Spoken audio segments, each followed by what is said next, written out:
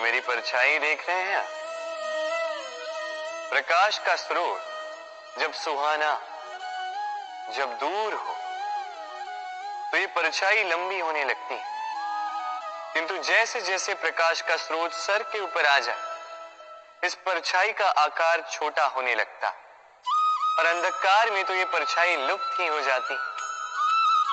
कुछ इसी प्रकार होता है हमारा अहंकार।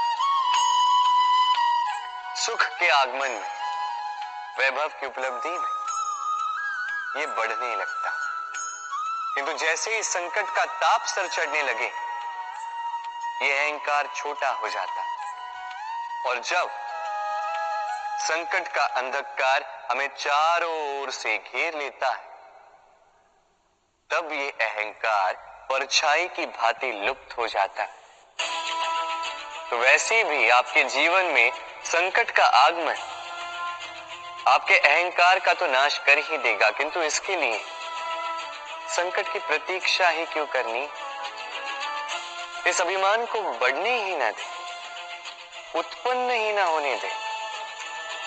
विवेक की डोरी से थामे रखें इसे। देखिए, मैं श्रेष्ठ हूं, ये मानने में कोई आपत्ति नहीं, किंतु केवल मैं ही श्रेष्ठ हूं और कोई नहीं। ये अभिमान, ये अहंकार, और अहंकार और कुछ नहीं, केवल पतन की ओर पहली सीढ़ी है। तो इस जीवन में पतन की ओर नहीं, प्रेम की ओर बढ़े और मेरे साथ आनंद से कहें, राधे राधे।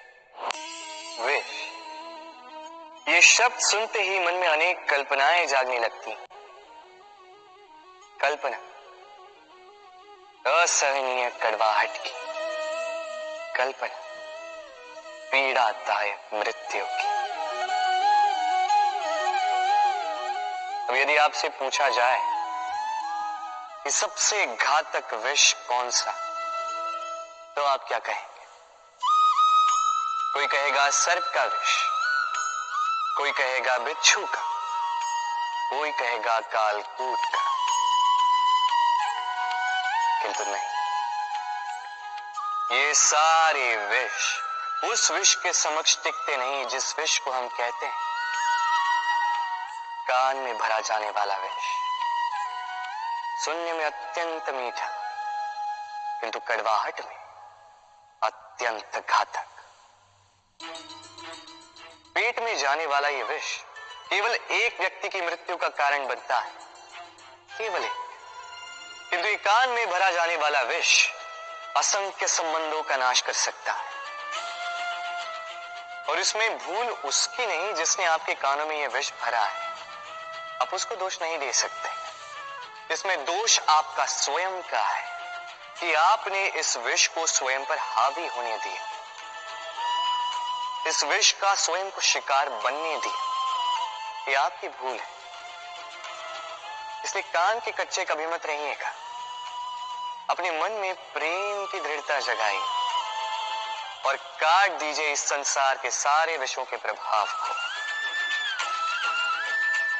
राधे राधे। ये तालाब देख रहे हैं आप? तालाब का जल कभी भी बहता नहीं, एक ही स्थान पर जमा रहता। इस कारण से कुछ समय के पश्चात ये मैला होने लगता है, किंतु फिर भी हम इसका त्याग नहीं करते। हम फिर भी इसको पूछते हैं, केवल इसलिए नहीं कि अतीत में कहीं इसने हमारी प्यास बुझाई थी, बल्कि इसलिए भी कि भले ही ये भविष्य में हमारी प्यास ना बुझाए, किंतु आवश्यकता पड़ने पर आग अवश्य बुझा सकता है। इसी प्रकार होते हैं हमारे संबंध, संबंध जो वर्षों से मेहनत से हम सींचते हैं, जो समय पड़ने पर सहायक ही सिद्ध होते हैं किसी न किसी रूप में। इसलिए सम्मान करना सीखें इन संबंधों का, सीखें इन संबंधों को सहेज कर रखना, ना सीखें इन संबंधों को बात बात पर तोड़ना। राधे राधे।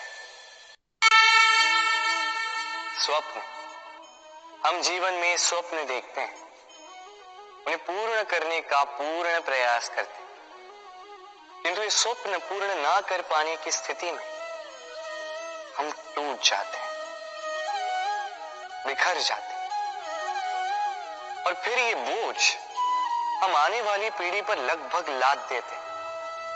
हम सोचते हैं कि जो हम ना बन सके हमारी संतान अवश्य बने, जो हम कभी ना पा सके हमारी संतान अवश्य पाए। ये विचार अनुचित प्रतीत नहीं होता, किंतु ये भूल है, और यही भूल हम कर बैठते हैं। संतान प्रकृति और परमात्मा का आशीर्वाद है, उनके भीतर उनका अपना एक अस्तित्व छिपा है। तनिक गौर से देखिए तो सही।